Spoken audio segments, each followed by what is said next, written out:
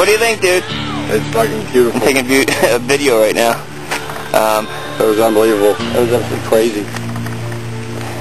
It's tough to explain. It's just stupid.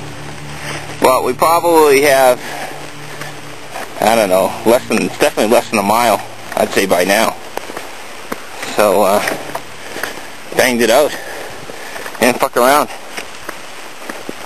Hopefully Jim's gonna be there. Yeah. Hopefully there's not a story about him. Yeah, I don't know, I mean... Good, anything's possible. Anything is possible. Like, honestly? But they wouldn't even let us attempt to go down Crawford if we wanted to. That's pretty stupid. You know? Well, I mean, would they know? No, we could have gone and done it anyways, but... They didn't call you? It was pretty funny. Maybe this is right here, the car coming? I don't know. But it was well worth it. It was a lot of fun. Yep. I don't know if this is going to catch some of our video, but... I'll hold that. We'll just look at Jimmy. Are we on video right now? Yeah. Working?